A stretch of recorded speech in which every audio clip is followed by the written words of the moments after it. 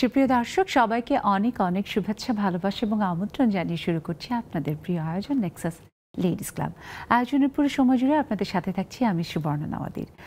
আজ সপ্তাহের ছুটির দিন, হ্যাপি ফ্রাইডে। ঠিক তাই, শুক্রবারের এই দিনটি আমাদের সবার জন্যই একটু আলাদা রকমের আনন্দের, কারণ আমরা সারা সপ্তাহের কাজের ব্যস্ততায় পরিবার পরিজনদের ঠিক খুব একটা সময় দিতে পারি না। তাই শুক্রবারটি এলেই মনে পড়ে যে হ্যাঁ, একটু সবাই মিলে আনন্দ করি। তার মধ্যে গত দুদিন ধরে চলছে যে চমৎকার বৃষ্টি, যদিও সেই বৃষ্টিতে বেশ অনেকগুলো অঞ্চলের মানুষ রীতিমতো কষ্টে আছেন তারা, তবুও এই যে বৃষ্টি এবং ছুটির দিন সব মিলিয়ে আজকের শুক্রবারটা সত্যিকার অর্থে হ্যাপি ফ্রাইডে। আপনাদের সবাইকে হ্যাপি ফ্রাইডে আরও বিশেষ শুভেচ্ছা। এবং এই যে আসলে সারা সপ্তাহের ব্যস্ততার ফাঁকে আমরা একটি দিন পাই যেদিন একটু সময় করে আমরা নিজেকে নিজে, আমার পরিবারের সবাই তাদের সাথে কাটাতে পারি এবং প্রয়োজনীয় ঘরে যেসব কাজ সেগুলো করে নিতে পারি। এবং সব কাজের মাঝে এটা কিন্তু খুবই খুবই খুবই জরুরি, কারণ আমরা কাজ করি, কাজের ফাঁকে যদি একটু অবসর না নিই তাহলে আরও অনেক বেশি সুন্দর করে কাজ করাটা কঠিন হয়ে পড়ে। তাই সেই ভাবনাটাকে মাথায় রেখে আজকে নেক্সাস লেডিস ক্লাবের শুক্রবারের এই আড্ডায় আমরা বিষয় রেখেছি কাজের ফাঁকে বিরতি নিন। ঠিক তাই, আপনারা কাজের ফাঁকে একটু বিরতি নেন তো, নিলে দেখবেন যে প্রোডাক্টিভিটি আরও অনেক বেশি বেড়ে গেছে, সেই যে কর্মক্লান্তি সেটাও আসবে না। আর এসব সব ভাবনা নিয়ে আজ আমরা কথা বলবো। আপনারা তো যুক্ত হবেন, দেখুন টেলিভিশন স্ক্রিনে আমাদের জুম আইডি এবং পাসওয়ার্ড দেওয়া আছে। আর দুজন বন্ধুকে আমরা পেয়েছি যারা নিজেরা ঘর সংসার সামলে ভীষণ সুন্দর একটা জীবনযাপন করেন, নিজের পছন্দের কাজগুলো করেন এবং তারা ওই যে অবসর নামক ব্যাপারটি কাজের ফাঁকে সেটি কিন্তু নিতে চেষ্টা করেন। ঠিক তাই, কাজের ফাঁকে বিরতি দিয়েই আমাদের স্টুডিওতে আজ আমরা এসেছেন হেলেনা বেগম, গৃহিণী। অনেক শুভেচ্ছা পা। এবং আপনাকে তো কি যে মিষ্টি দেখাচ্ছে, মিষ্টি রঙের একটা শাড়ি পরে এসেছেন, ভীষণ ভালো লাগছে। দর্শক, সেই ভালো লাগাকে বাড়াতে আছেন আরও একজন বন্ধু, যিনি ঘর দৌড় সামলে নিজেকে ভীষণ পরিপাটি রাখেন, সাথে তার যে উদ্যোগ, সে উদ্যোগকে নিয়েও স্বপ্নটাকে বাড়িয়ে এগিয়ে চলেছেন। হ্যাঁ, আমাদের সাথে আছেন সিলভিয়া আক্তার, উদ্যোক্তা। অনেক শুভেচ্ছা সিলভিয়া আপু। ধন্যবাদ আপু, শুভ সন্ধ্যা। আপনি যে ইন্ট্রোডাকশনটা দিলেন আসলে অনেক চমৎকারভাবে দিয়েছেন। আসলে আমরা সবাই সব কিছু ম্যানেজ করেই একটা প্রোগ্রামে আসি, তো আজকে আমার এখানে এসে আরও ভালো লাগছে, সাথে আমার মা আছেন সেজন্য আরও বেশি ভালো লাগছে। এর আগে আমি লেডিস ক্লাব প্রোগ্রামে অংশগ্রহণ করেছি বা বিভিন্ন চ্যানেলেও প্রোগ্রাম করা হয়েছে, কিন্তু মায়ের সাথে যেহেতু এটা প্রথম, সো এটা খুবই স্পেশাল এবং খুবই ভালো লাগছে। বাহ, ভীষণ আমারও ভালো লাগছে যে এমন একটা দারুণ সময়ের সাক্ষী আমি হতে পারছি যখন মামের গল্পের মাঝ থেকে তাদের জীবনের ছোট ছোট অনেক দারুণ অনুভূতির কথা আমরা শুনতে পারবো। আর বলতেই হয় যে আম্মু যেমন দারুণ পিচ কালারের, আজকে একদম পিঙ্কি হয়ে এসেছে, পিচি হয়ে এসেছে, কন্যা কিন্তু দারুণ একটা স্বর্ণালী শাড়ি এবং আপনার সাথে আমার মিলে গেছে গ্রেডে, কালারের গ্রেডে। সো চিমটি দর্শক, এই যে মিলে যাওয়া, এই যে ভালো লাগা, সেটা কিন্তু সত্যিই অনেক বড় ব্যাপার, অনেক বড় পাওয়া। আর তার থেকেও বড় পাওয়া আমাদের নেক্সাস লেডিস ক্লাবের এই আড্ডায় মা মেয়ে দুজনকে পেয়েছি। এমন গল্প আমরা আগেও লিখতে চেষ্টা করেছি, সেই গল্পের সাক্ষী আপনারা, আপনাদের সব অনুভূতির কথা নিয়ে আপনারা যুক্ত হয়ে যান। আর আমি প্রথমেই আসি হেলেনা বেগম। আমি কি আপা বলবো না খালাম্মা বলবো? খালামণি বলি। সো খালামণি, এই যে আসলে মা মেয়ে মিলে আজকে আপনাদের শত ব্যস্ততার মাঝেও আমাদের একটু সময় দিতে এসেছেন, আপনার নিজের কেমন লাগছে? খুব ভালো লাগছে, আমাদের আসতে পারছি মেয়ের সাথে, খুবই ভালো লাগছে, খুবই ভালো লাগছে। কোনো সময় আসিনি, এই প্রথম আসা, আপনার সাথে দেখাতে দিই, আমাদেরও ভালো লাগছে। এই যে মেয়ে নিয়ে এলো এবং মেয়ের নিজের একটা যে অবস্থান তৈরি হওয়া, সেটা তো মা হিসেবে আপনার জন্য ভীষণ গৌরবের এবং অবশ্যই একটা কৃতিত্বের। সেই কৃতিত্বটা আপনি কতখানি কিভাবে অনুভব করেন? অনুভব করি, খুবই ভালো লাগে, খুবই আনন্দ পাইতেছি, খুবই শান্তি।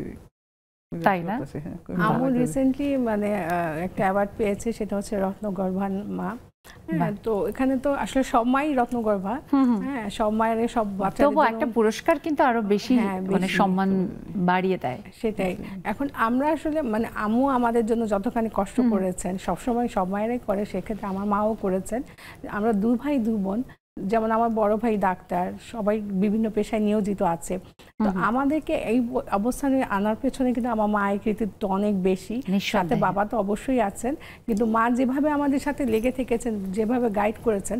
আমি যেমন একটা কথা খুব বিশ্বাস করি, যেমন মানে আমরা কিন্তু পারিবারিক শিক্ষাটা খুব বেশি আমাদের জরুরি। হ্যাঁ, আমরা তো স্কুল কলেজ অনেক পরে যাই। হ্যাঁ, স্কুলটা ধরেন 4-5 বছর থেকে শুরু করি। বলা হয় যে আমাদের মানে সমাজে বা পৃথিবীর আদিতম প্রতিষ্ঠান যেখান থেকে মানুষ শেখে সেটা হচ্ছে পরিবার। হ্যাঁ, সো আমার মা আমাদেরকে সব সময় গাইড করার চেষ্টা করেছেন, সবকিছু শেখানোর চেষ্টা করেছেন যতটা তার পক্ষে সম্ভব হয়েছে।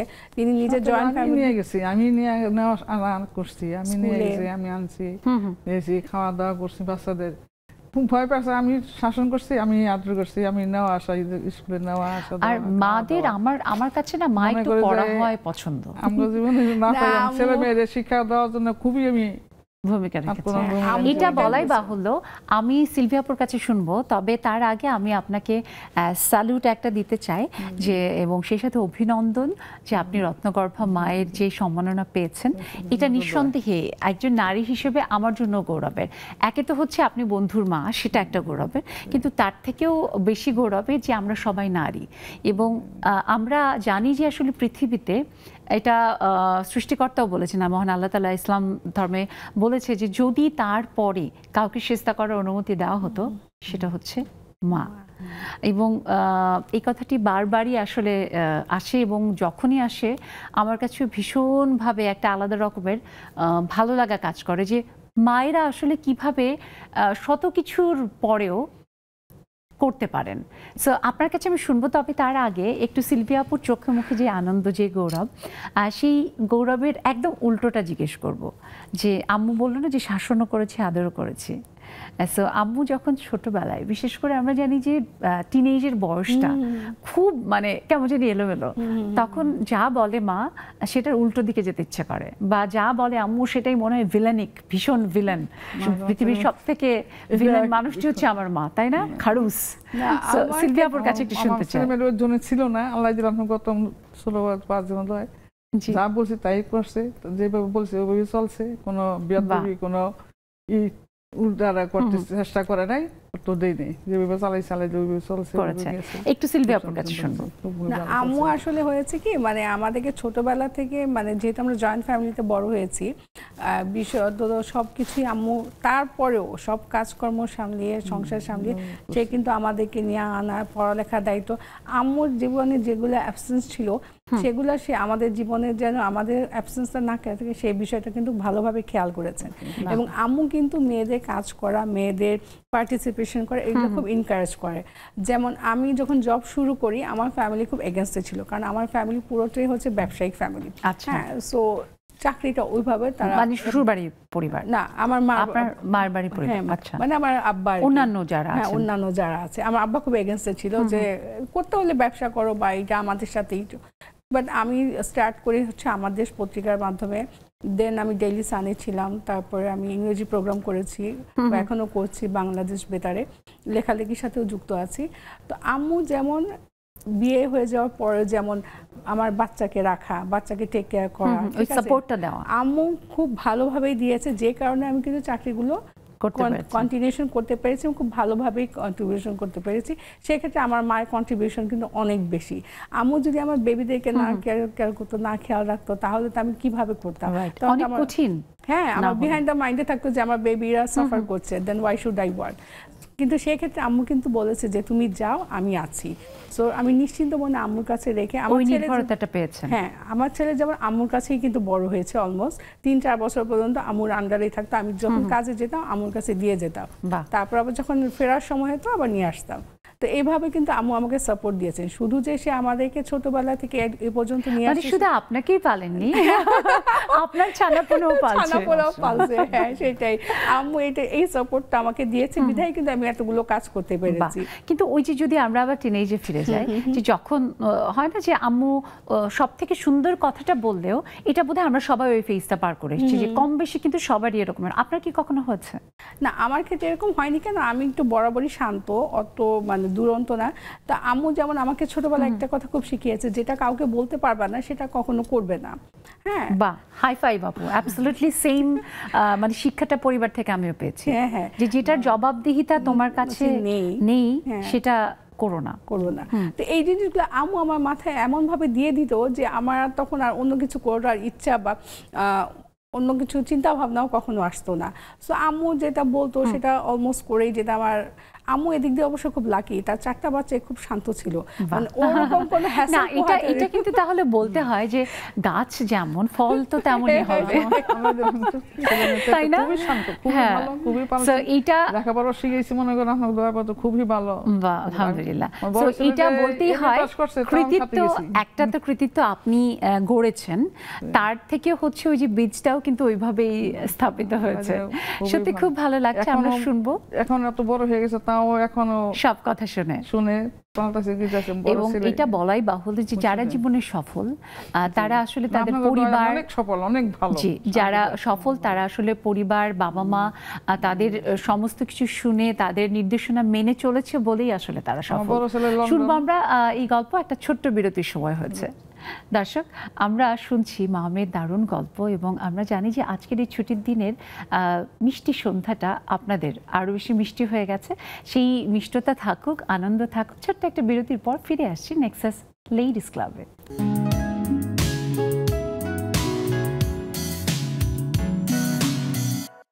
ফিরে এলাম বিরতির পর। সবাইকে আরও একবার শুভেচ্ছা, আমন্ত্রণ নেক্সাস লেডিস ক্লাবে। কাজের ফাঁকে অবসর নিন, যা সত্যি খুব জরুরি। কারণ অনেক সময় আমরা কাজ করতে করতে একঘেয়েমিতে ভুগি এবং তখন না কাজটা ভালো লাগে, না দিনটা সুন্দর থাকে। তাই অবশ্যই প্রাত্যহিক জীবনে নানা রকমের যে কাজ, সেটার ফাঁকে আপনারা অবসর নেবেন। একটুখানি বিরতি দিলে দেখবেন যে অনেক বেশি এনার্জাইজ হয়ে আপনার কাজটা করতে পারছেন। আর এখন আপনাদের এই শুক্রবারের সন্ধ্যাটাকে আরও বেশি রঙিন করতে, সুন্দর করতে, মনের কথাগুলো মনের ভিতরে না রেখে দ্বিধা ভুলে বলতে হবে। তাই যুক্ত হতে হবে। দেখুন টেলিভিশন স্ক্রিনে আমাদের জুম আইডি এবং পাসওয়ার্ড দেওয়া আছে, দেরি না করে চলে আসুন। আর আমরা শুনছি তখন মানে ছোট ছোট ছোট অনেকগুলো ব্যাপার শুনেছি। এখন যে জায়গাটায় আসতে চাই, এই যে কাজের ফাঁকে বিরতি নিন আমরা বলছি, আপনার 4টি সন্তান। এখন তো আমরা একটা দুটি সামলাতে গিয়েই রীতিমতো হিমশিম খাই, কিন্তু আমার আম্মু যেমন 6টি, আপনার 4টি।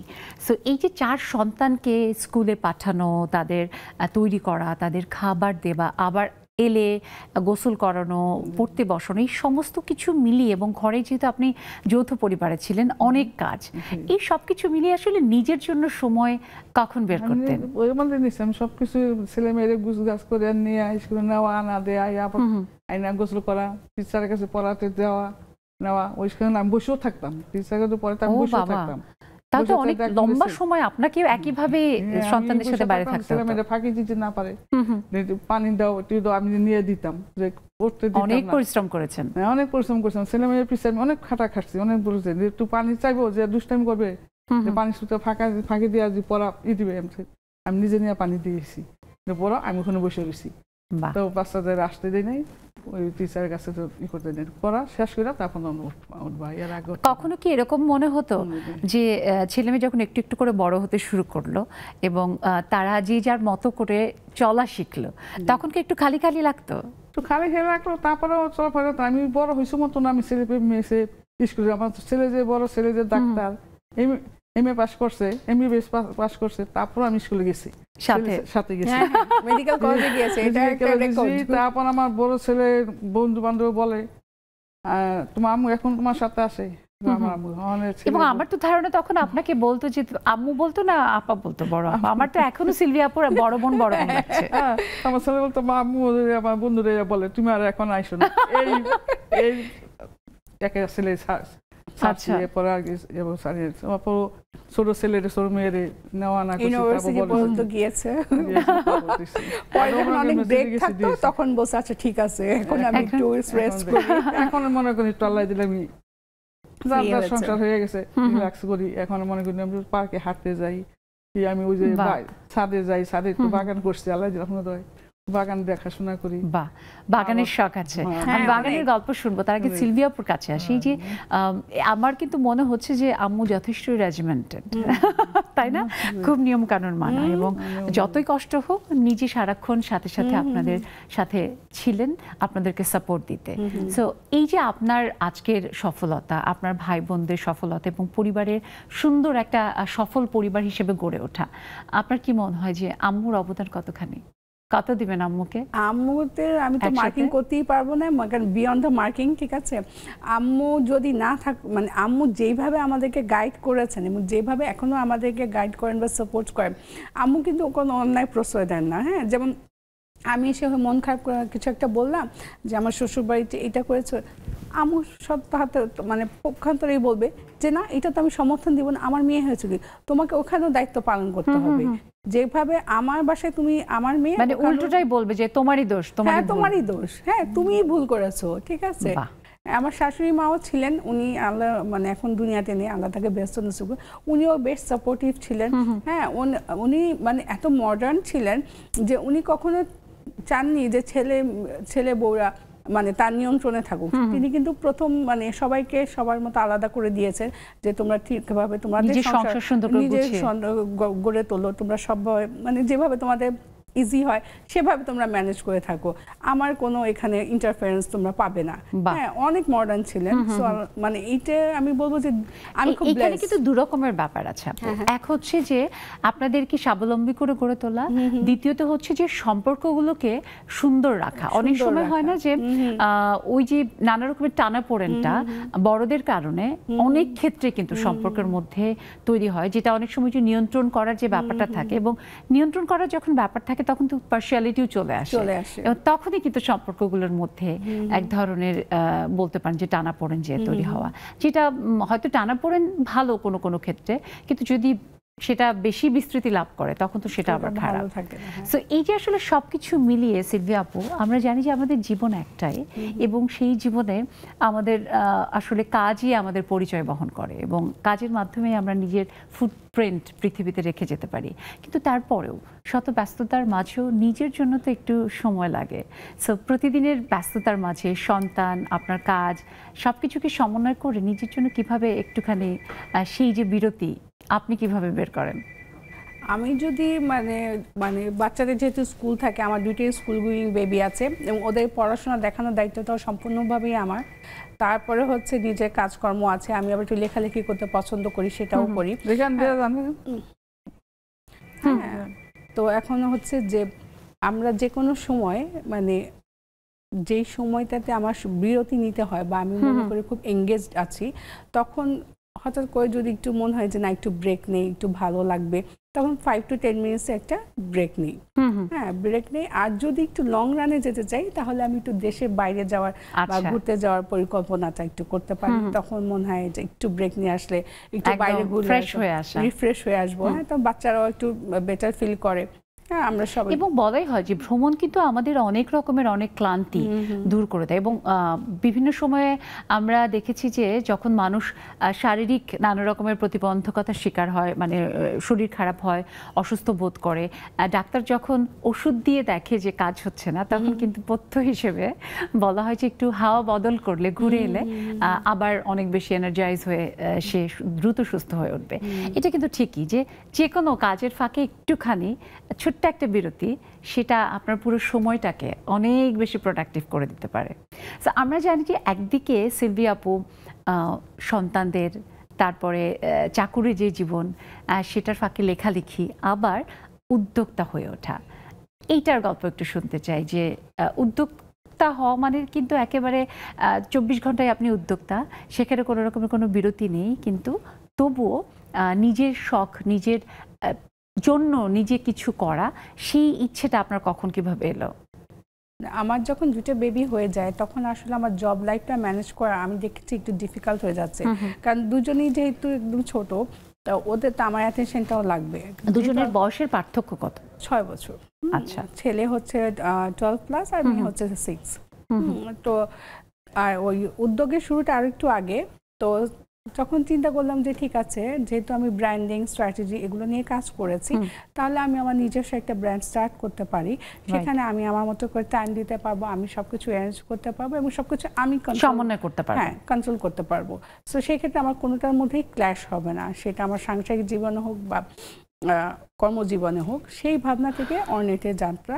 আর অর্নেটের যাত্রাটা শুরু হয়েছে যে আমি যখন চিন্তা করলাম যে এখন তো মানে মেয়েদের জীবনে বা সবার জীবনে একটা গুরুত্বপূর্ণ পার্ট হচ্ছে বিয়ে।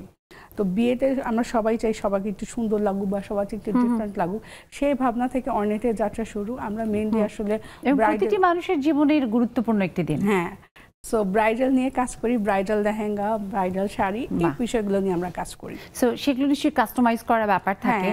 আমি শুনবো আপনার কাছ থেকে যে কিভাবে আপনি আসলে কোন বিষয়গুলোকে, এবং বাঙালি বউয়ের কিন্তু একটা আলাদা রূপ আছে, আপনি কোন বিষয়গুলোকে প্রাধান্য দেন, কিভাবে আসলে কাস্টমাইজ করার সুযোগ পায় আপনার যারা কাস্টমার্স তারা।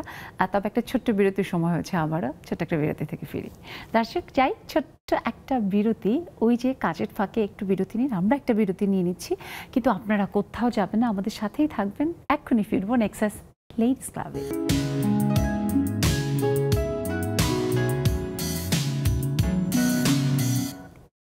দর্শক ফিরে এলাম বিরতির পর। সবাইকে আরও একবার শুভেচ্ছা, আমন্ত্রণ নেক্সাস লেডিস ক্লাবে।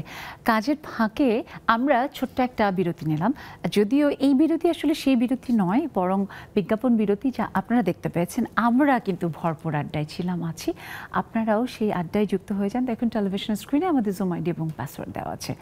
আজকে কেন জানি মনে হচ্ছে যে এখনও আমাদের জুমের বন্ধুরা যারা আসেননি সবাই বোধহয় পাকোড়া, তারপরে মুড়ি টুড়ি এসব নিয়ে মজা করে সবাই খাচ্ছে আর টেলিভিশনে আমাদের এই আড্ডা দেখছে। না, এরই মধ্যে দুজন যুক্ত হয়ে গেছে, আমাদের প্রিয় শারমিন ফারজানা মিষ্টি আপু এবং নাহিদা নেলি আপু। অনেক শুভেচ্ছা আপু, আজকে কতদিন পরে দেখলাম মনে হচ্ছে। খুব ভালো লাগছে। মিষ্টি আপু, তোমার মিষ্টি কণ্ঠে বর্ষার কোনো গান শুনবো নাকি? বর্ষা রানী এখনো আসেনি, কিন্তু বৃষ্টি তো চলে এসেছে। আমার সোনা আপু, লক্ষ্মী আপু, আদরের আপু সুবর্ণা কতদিন পর পর দেখি, কেমন লাগে, মনটা আমচান করে। প্রতিদিন যেমন সাবজেক্ট দেখতাম, এখন সেই অভ্যেসটা আছে, কিন্তু আর সেই সাবজেক্ট গুলো পাই না, তাই অনেক ব্যস্ত। তবে আপু আমরা বিশ্বাস করি এবং সেই সাহসটা ধরে রাখতে চাই, তোমরা আছো, দর্শক আছে, আমরা নিশ্চয়ই আবারও সময় সুযোগ করে আবারও ফুল ফর্মে নেক্সাস লেডিস ক্লাবকে নিয়ে ফিরবো, নিশ্চয়ই ইনশাআল্লাহ। তো তাহলে যদিও মাত্র ঘুম থেকে উঠেছি, গলাটা খুব ফর্মে আছে কিনা জানি না, বাট তোমার জন্য আমি একটা বর্ষার গান গাচ্ছি, নজরুলেরই। নজরুলের জয়ন্তী চলছে। হ্যাঁ। বাজে মৃদঙ্গ বর্ষার ওই দিকে দিকে দিগন্তরে, বাজে মৃদঙ্গ বর্ষার ওই নিরস ধরা সরস হলো তাহার জাদু মন্তরে, বাজে মৃদঙ্গ বর্ষার ওই বনময়ূরী আনন্দে নাচে ধার কত ছন্দে, ঝড় ঝড় গিরিনের ঝড় স্রোতে অন্তর সুখ মন্তরে, বাজে মৃদঙ্গ বর্ষারই, বাজে মৃদঙ্গ বর্ষারই। অনেক ধন্যবাদ মিষ্টি আপু, সন্ধ্যাটা আরও মিষ্টি হয়ে গেল। আর এই যে শুক্রবারের সন্ধ্যায় আজকে কর্মবিরতির দিনে আপু আমাদের রেবেকা কবির আপু যুক্ত হয়ে গেছে, আপুকে অনেক শুভেচ্ছা। নাহিদা নীলি আপুর কাছে শুনি। আপু, অনেক ব্যস্ত থাকো তুমি, সারাদিনে নানা রকমের কাজ থাকো, তবু এর মাঝে একটু বিরতি তো নিশ্চয়ই নাও কাজের ফাঁকে। সো কিভাবে সেই বিরতিটা তুমি বের করো এবং ওই সময়টাতে আসলে কিভাবে নিজেকে মানে নিযুক্ত রাখো? আসসালামু আলাইকুম সবাইকে। সুবর্ণা আপু, অনেক সুন্দর লাগছে। Thank you. আজকে এত সুন্দর দিন। তো আসলে আমাদের সারাদিন তো আমরা সবাই কোনো ভাবে ব্যস্ত থাকি কাজকর্ম নিয়ে। তো যখন একটু ফাঁক পাই, হয়তো দেখি একটু বিকেলে একটু ঘুমোতে যাই, হয়তো নাও যায় না। তো সারাদিনের পর ওই লেডিস ক্লাবে বসাটা অভ্যাস হয়ে গেছে, যদি এখন বুঝতে পারছি না প্রতিদিন। তো সুযোগ পেলেই বসে যাই শুক্র শনিবারে, আর এমনিতে বসে বা একটু গল্প করে সবার সাথে টিভি দেখে এভাবেই সময়টা চলে যায়। ঠিক তাই। এবং বলতেই হয় যে লেডিস ক্লাব কিন্তু আমাদের প্রতিদিনের কাজের ফাঁকে সন্ধ্যার এই সময়টা 1 ঘন্টা একটা দারুণ বিরতি, এমন বিরতি যেখানে আমরা ভীষণ ব্যস্ত থাকি সবার সাথে কথা বলতে, আনন্দ করতে, কিন্তু সেটা আমাদের পুরো দিনকে, এখন তো পুরো সপ্তাহকেই ভালো করে দেয়, তাই না আপু? সবসময় আপু এমনই আনন্দে থাকবে, ভালো থাকবে সেই প্রত্যাশা করি। রেবেকা কবির আপু তো সারা সপ্তাহ ব্যস্ত থাকো, জানি শুক্রবারের দিনটা এলেই ঈদ একটা ব্যাপার হয়, তাই না? আপুর কাছে শুনি যে আপু কিভাবে কাজের ফাঁকে কিভাবে বিরতি নাও, অফিসে বা বাসায় যখন যেখানে থাকো। শুভ সন্ধ্যা সুবর্ণা, অনেকদিন পরে দেখছি, ভালো লাগছে তোমাদের মুখগুলো দেখতে সবার। তো শোনা যাচ্ছে? আমার শুনতে পাচ্ছি আপু, জি। আচ্ছা, আমার আসলে হয় কি সারা সপ্তাহ কাজের মাঝে থাকলে ভালো সময় যায়, কিন্তু একটু তো বিরতি বা একটু তো রেস্টের দরকার হয়। শুক্রবারের দিন মনে হয় কাজের যত প্রেশার সব চলে আসে, আর এই প্রেশারটাকে কমানোর জন্য আমি অনেক সময় একটা কাজ করি, সেটা হচ্ছে গান শুনি। কাজ করতে করতে একটু গান শুনি, একটু রিল্যাক্স হই, একটু নিজেদের কারোর সাথে কথা বলি, পরিবারের সাথে সময় কাটাই। তখন মনে হয় যে বিরতিগুলো এমনি এমনি মনে হয় যে বিরতির মতোই চলতে থাকে, কিন্তু রেস্টও হয়, কথাও হয়, কাজ আবার এনার্জাইজও হওয়া যায়। ভালোই সময় কাটে, হ্যাঁ ভালোই সময় কাটে, কিন্তু নিজের জন্য একটু সময় বের করতেই হয়। সেদিন একটু নিজের টুকটাক করার জন্য কিছু একটা সময় বের করে। আজকে যেমন আমাদের একটা প্রোগ্রাম ছিল, আমরা যোগা সেন্টারে সকালে সবাই মিলে নাস্তা করলাম, যোগা করে সকালে সবাই কাজ করলাম। এই যে একটা নিজের জন্য 2 ঘন্টা বা 1 ঘন্টা বের করে করলাম, এটাও একটা কাজে থেকে একদম ঠিক তাই। এবং সারা সপ্তাহটা তুমি দেখবে যে অনেক ভালো থাকবে, তাই না? এবং পুরো সপ্তাহটাকে সুন্দর করে পরিকল্পনাও করা যায়। ঠিক তাই। অনেক ধন্যবাদ আপু, সবসময় এমন সতেজ থাকবে, সজীব থাকবে, আর আমাদের জন্য সবাই যেন আমরা এরকম সতেজ থাকতে পারি সেই শুভকামনা সবসময় জানাবে। আমরা দেখতে পাচ্ছি আমাদের সাথে ওবায়দা বেগম খালামারি যুক্ত হচ্ছেন, রুমা আপু যুক্ত হচ্ছেন। দুজনকে শুভেচ্ছা জানিয়ে একটু স্টুডিওতে ফিরবো, তারপরে আবার শুনবো আপুদের কাছ থেকে। সো এই যে আসলে কাজের ফাঁকে আমরা বিরতির কথা বলছি, আমরা জানি যে মা নামের যে মানুষটি সংসারে, তার কিন্তু আসলে ওই অর্থে কোনো বিরতি হয় না, কিন্তু তবুও সেই বিরতির সময়টিতে মা কি চেষ্টা করেন নিজের ভালো লাগার কিছু, যেটা পরিবারের অন্যদেরও কাজে আসবে। আপনি তেমনই একটি কাজ করেন, তাহলে বাগান। আমারও বাগান করার ভীষণ শখ, আমি চেষ্টা করি একটু একটু করতে। আপনার গল্পটা একটু শুনতে চাই যে কিভাবে আসলে ঢাকা শহরে একটু কঠিন ছাদ বাগান করলেও সেটা মেনটেন করা, এত রোদ থাকে যখন, সেখানে প্রতিদিন আসলে জলসেচন করা, এটা যথেষ্ট একটা ধৈর্য এবং কষ্টের কাজ। আপনি কিভাবে করেন? আমি বিকেলে চলে যাই, বিকেলের দিকে একটু সন্ধ্যার আগ দিয়ে একটু 5টা 6টার দিকে যাই, আর যে বলছি ছাদে গুছ গাছ করি, পরিষ্কার করে, সাথে লোক নিয়ে যাই, তো দাঁড়ান আছে, দাঁড়ালে নিয়ে যায় পরিষ্কার পানি টানি পরিষ্কার করে দিয়ে। আমার কাছে মনে করেন আম ধরে, মালটা ধরে, তারপর পেয়ারা ধরে, মানে সব ফলজ গাছ আছে, সব ফলের গাছও আছে, সবকিছু গাছ আমি করি। কাজ ভরা পর দেশেও আমি মনে করি কিছু গাছ নিয়ে লাগিয়েছেন। হ্যাঁ লাগিয়েছি, সব করছি। বাহ। সো সিলভিয়া আপু, আম্মুর শখের গাছ, সেই গাছে যখন ফল ধরে সেটা নিয়ে আম্মুর উচ্ছ্বাসের নিশ্চয়ই শেষ নেই, এবং সেই ফল যখন পাকে, খাওয়ার উপযুক্ত হয়, তখন আপনার কেমন লাগে? আপনি কি করেন? আর আপনার পুত্ররা কি করে? আমার মানে আম্মু ছাদ বাগানে যথেষ্ট পরিমাণ সময় দেয় এবং নিজের হাতে সবকিছু মেনটেন করার চেষ্টা করে, সাথে একটু সহকারীও থাকে। কিন্তু বেসিক্যালি আম্মু যে আম, তারপরে যেগুলো মিষ্টি ফল আছে সেগুলো মানে আমি অতটা পছন্দ করি না, মানে আমার চাইল্ডহুড থেকে। কি বলে? আপনার ভাগটা আমি নিয়ে নেবো, পাঠিয়ে দিব, সমস্যা নেই।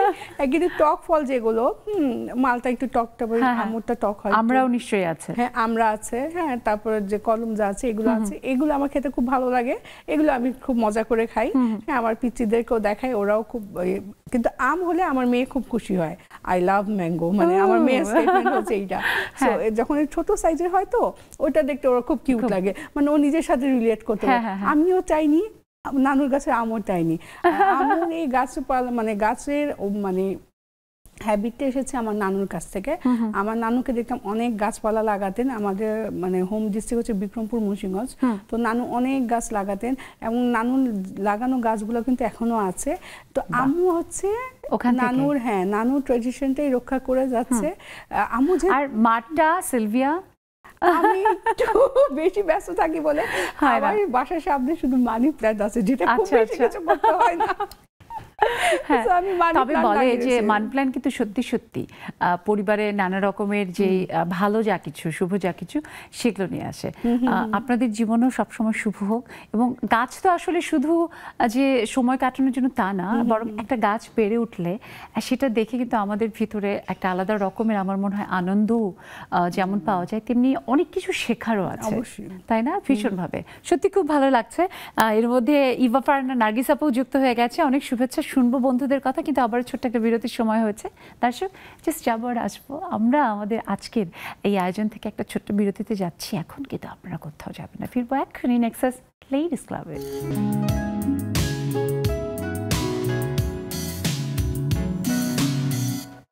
দর্শক, ছোট্ট একটা বিরতির পর আবার ফিরে এলাম আপনাদের প্রিয় আয়োজন নেক্সাস লেডিস ক্লাবে। সবাইকে আরও একবার শুভেচ্ছা, আমন্ত্রণ। নেক্সাস লেডিস ক্লাবের এই আড্ডায় যুক্ত হবেন। দেখুন, টেলিভিশন স্ক্রিনে আমাদের জুম আইডি এবং পাসওয়ার্ড দেওয়া আছে।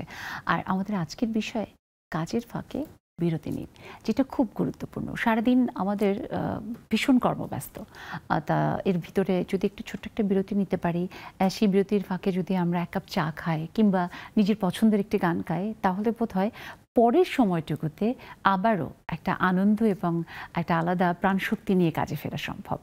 ট্রাই করে দেখবেন যেটা বললাম। সো আপু, এই যে আমি এখনই মাত্র ছোট্ট একটা টিপস দিতে চেষ্টা করেছি, একটু সিলভিয়া আপুর কাছ থেকে জানতে চাই যে এরকম আমরা যারা আসলে বিশেষ করে আরবান লাইফে রাস্তাঘাটে বেরোলেও কিন্তু ভীষণ ঝক্কি ঝামেলা, এত ট্রাফিক জ্যাম, তারপরে আবার দেখা যাচ্ছে যে রাস্তাঘাটে নানা রকমের উঁচু নিচু ভাঙাচোরা অনেক কিছু, যেটা ভীষণভাবে কপালটাকে কুঁচকে দেয়, বিরক্তির উদ্রেক করে। সো তখনও কিন্তু একটা অনেক সময় হয় যে আমাদের একটু সময় বিরতি নিলে সেসব যেসব টেনশন, কমপ্লেক্সিটি, সেখান থেকে কিন্তু একটু রেহাই পাওয়া যায়। আপনি কি করেন? আসলে আমরা যতটা নিজেদের শরীরের প্রতি যত্নশীল বা শরীর নিয়ে ভাবি, মনের যত্ন কিন্তু ওভাবে নেই না। হ্যাঁ, একদম দারুণ কথা বলেছেন। হ্যাঁ, এই ব্যাপারটা কিন্তু খুব কম চর্চিত হয় বা কম বলা হয়, কিন্তু আপনার মনটা কিন্তু ততখানি ইম্পর্টেন্ট যতটা আপনার শরীর। আপনি যেভাবে আপনার শরীর আরেকটার সাথে একদম ওতপ্রোতভাবে, হ্যাঁ, সো ওয়েল বিংটা, মনের মেন্টাল হেলথটা, এটা যেন সবসময় ভালো থাকে, তাহলে কিন্তু আপনি আশেপাশের সবাইকেই ভালো রাখতে পারবেন। হ্যাঁ, এবং এখন আমাদের যেহেতু জ্যাম জট বা যেটাই হোক, আমাদের অনেক কিছু টাইম কনজিউমিং হয়ে যায়। আমরা ধরো একটা স্কেজুল করে রাখলাম, সেই স্কেজুলের মতো আমরা মেইনটেইন করা খুব কঠিন হয়ে যায়। তখন আমাদেরকে আসলে ব্যালেন্স করাটা খুব জরুরি। যেমন পোডোমোরো যে একটা টেকনিক আছে, সেখানে বলা আছে যে 25 মিনিটসের পরে আপনি একটা ব্রেক নেবেন, 5 মিনিট। হ্যাঁ, সবকিছু কিন্তু এরকম না যে মানে আপনি ব্রেক নিলেন মানে আপনি উইকনেস না, এটা কিন্তু আপনাকে আরো ভবিষ্যতের জন্য তৈরি করে।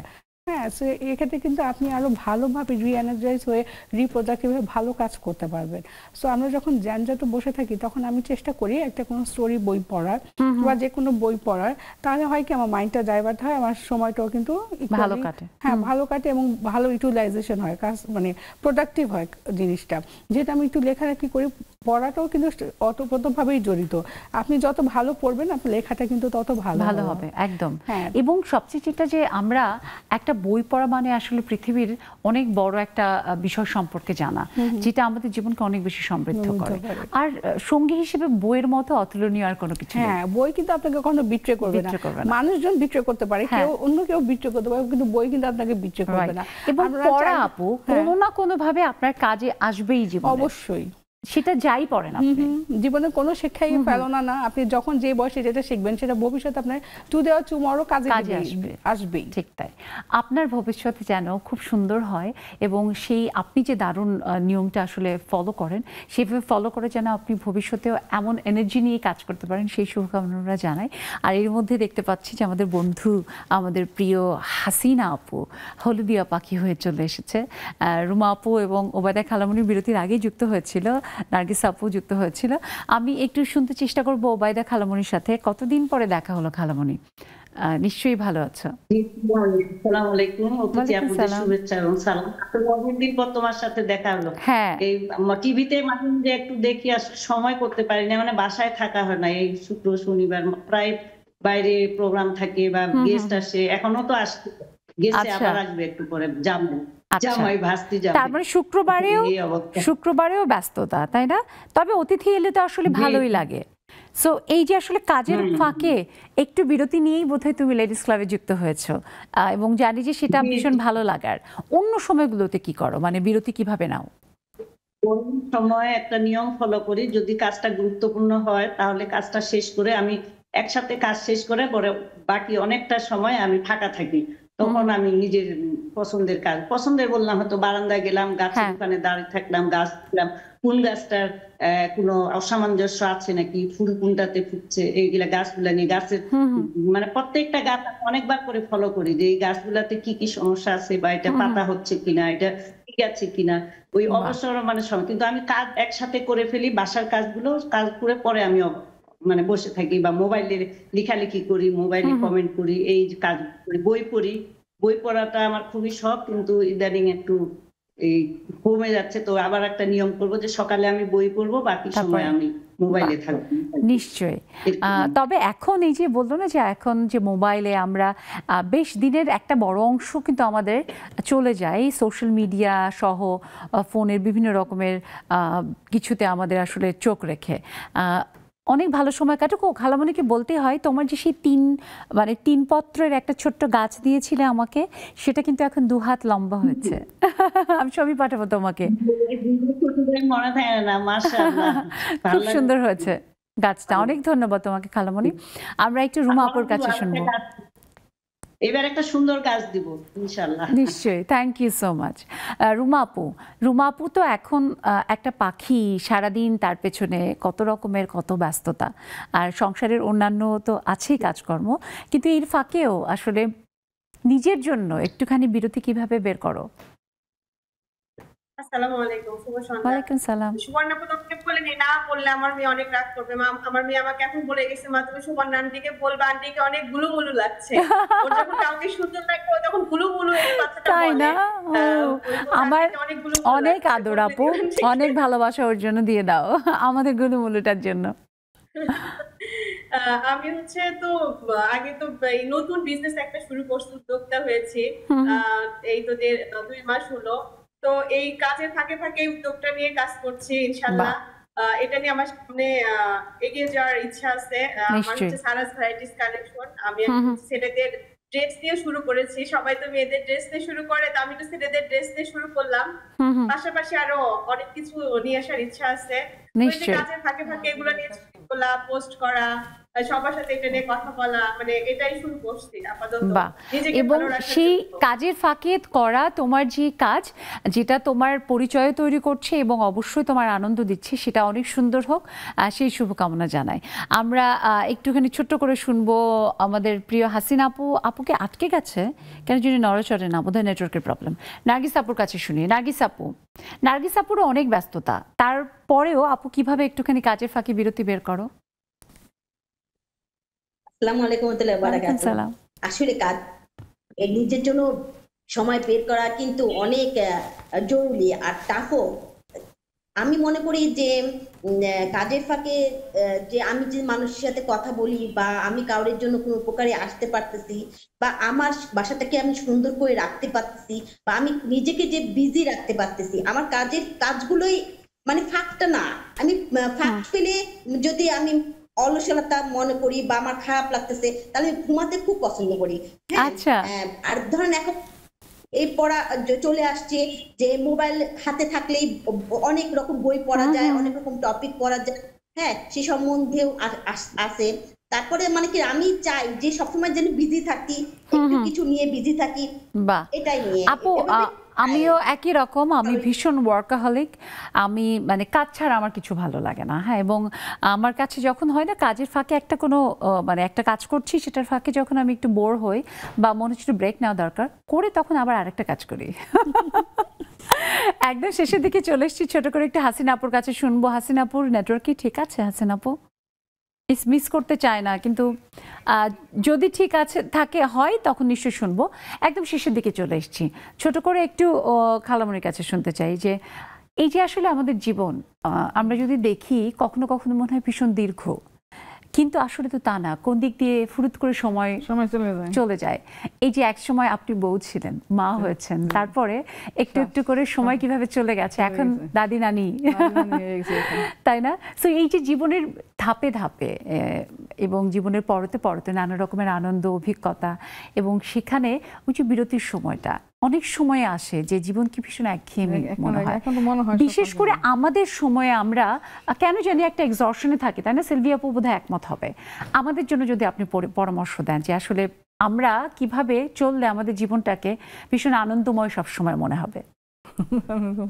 সবসময় যেভাবে নিজেদেরই থাকা দরকার, খুবই মানে গুছিয়ে চললে বা ব্যালেন্স করে চললে মানে ব্যাপারগুলো যেভাবে আম্মু আর কি আমাদেরকে বলেছেন যে তোমরা কোনো কাজ আজকের কাজটা কালকের জন্য ফেলে রেখো না, সুন্দর করে ব্যালেন্স করে ফেলো, তাহলে দেখবা যে তোমাদের সব কাজগুলো সময় মতো হয়ে যাচ্ছে এবং লাইফটাও ইজি হচ্ছে। এইটা কিন্তু একদম ঠিক কথা। আমরা অনেকেই অনেক সময় মনে করি এখন না পরে করলে কিন্তু তখন পরের কাজটা ওইটার সাথে যুক্ত হলো, তাহলে ডাবল কাজ পাইল আপ করে কঠিন হয়ে যায় অনেক বেশি। এটা কিন্তু আমার মনে হয় সফলতার সবথেকে অন্যতম বোধহয় একটা বড় ট্রিক্স, যে সময়ের কাজটা সময় করা, নয়তো ওই যে সময়ের 1 ফোর অসময়ের 10 ফোর হয়ে যায়। একদম শেষের দিকে আমরা দেখতে পাচ্ছি রীতা পোদ্দার আপু যুক্ত হয়েছে। হাসিনা আপুকে কেন জানি শুনতেই পারলাম না আজকে। রীতা পোদ্দার আপুর কাছে একটু শুনতে চেষ্টা করি। আপু, কাজের ফাঁকে একটুখানি বিরতি মিলেছে বলেই বোধহয় লেডিস ক্লাবে জয়েন করতে পেরেছো, রাইট? অনেকদিন পরে পেয়েছি। হ্যাঁ, অনেক বছর পরে মনে হচ্ছে তোমাকে দেখলাম আপু। আশা করছি ভালো আছো। ভালো আছি আপু। আসলে হ্যাঁ, মানে সন্ধ্যার আজানের সময় তো আমাদের পুজো দেওয়ার সময় তাড়াতাড়ি করে ফেলি, বসবো, সবার সাথে দেখা হবে, কথা হবে। আর অনেকদিন পরে তোমাকে দেখলাম, গত সপ্তাহে ঢুকতেই পারিনি নেটের জন্য। যাই হোক, সবাই অনেক ভালো থাকুক, সেটাই আসলে চাই। অনেক অনেক ধন্যবাদ আপু। অনেক ধন্যবাদ রীতা আপু। এবং তুমি যেভাবে তোমার উদ্যোগ, তোমার সংসার, বাচ্চাদের নিয়ে ব্যস্ত আছো, কাজ করছো, এরকম ভাবে সব সময় এগিয়ে যাও। হাসিনা আপু, হাসিনা আপু নড়াচড়া করছে, কিন্তু আমি জানি না এখন। আপু একটু আনমিউট করো, দেখি শুনতে পারি কিনা তোমাকে। খুবই মিস করছি। আবার কবে সপ্তাহ ঘুরে দেখা হবে তোমার সাথে। শুনতে পাচ্ছ আপু? ওয়ালাইকুম সালাম। শুনতে পাচ্ছি আপু। আহা, নেটওয়ার্কের প্রবলেম। তবু অ্যাটলিস্ট শুনতে পাচ্ছি কিনা এই শব্দটা শুনতে পেলাম। হ্যাঁ, অনেক ধন্যবাদ হাসিনা আপু। তুমি তোমার নেটওয়ার্ক যে মানে তোমার ইন্টারনেট প্রোভাইডারকে একটা বড় ধমক দিয়ে দিবা, বকা দিয়ে দিবা, সামনের উইক থেকে যেন এরকমের না হয়। আমরা তোমাকে মিস করতে চাই না একদমই। সবাই ভালো থাকবে, দেখা হবে। সামনে ঈদ আসছে, ঈদের এই সময়টায় আমরা যেন অবশ্যই আমাদের আশেপাশে থাকা সুবিধাবঞ্চিত মানুষদের প্রতি খেয়াল রাখি, সেই অনুরোধ রইল। আরও একবার অনেক ধন্যবাদ, কৃতজ্ঞতা আমাদের একটা দারুণ সময় দেওয়ার জন্য। কাজের ফাঁকে বিরতি নিয়ে মা এবং কন্যা যে এসেছিল আমাদের স্টুডিওতে, সেটা সবসময় স্মৃতিতে থাকবে। সিলভিয়া আপু, অনেক শুভকামনা আপনার উদ্যোগের জন্য। আপনার এগিয়ে চলা যেন অনেক বেশি সুন্দর হয়। আবারও অনেক ধন্যবাদ, কৃতজ্ঞতা খালামণি আপনার জন্য। দর্শক, জীবনটা সত্যিই ভীষণ সুন্দর, এবং সেই জীবনকে আমরা তখনই সুন্দর হিসেবে পরিগণিত করতে পারি যখন জীবনের প্রতিটি মুহূর্তকে আমরা কাজে লাগাতে পারবো, এবং সেটা সম্ভব যদি আমরা সেটা সঠিকভাবে সমন্বয় করতে পারি। সামনেই পবিত্র ঈদুল আজহা আসছে। এই সময়ে দুটো ব্যাপার অবশ্যই খেয়াল রাখা উচিত। এক হচ্ছে পরিবেশটাকে যেন আমরা পরিষ্কার পরিচ্ছন্ন রাখতে পারি, তাই সময় মতো আপনাদের কোরবানির যত বর্জ্য সেটা সঠিক স্থানে ফেলবেন। আর কোরবানির পশুর যেই মানে মাংস, সেটা আপনারা আপনাদের আশেপাশে থাকা যারা সুবিধাবঞ্চিত মানুষ তাদের কাছে পৌঁছে দেওয়ার জন্য অবশ্যই খেয়াল রাখবেন। ঈদের আনন্দ ভাগাভাগি করে নেবেন। সবাইকে আরও একবার অনেক শুভেচ্ছা। ভালো থাকবেন, সুস্থ সুন্দর থাকবেন, নিরাপদে থাকবেন।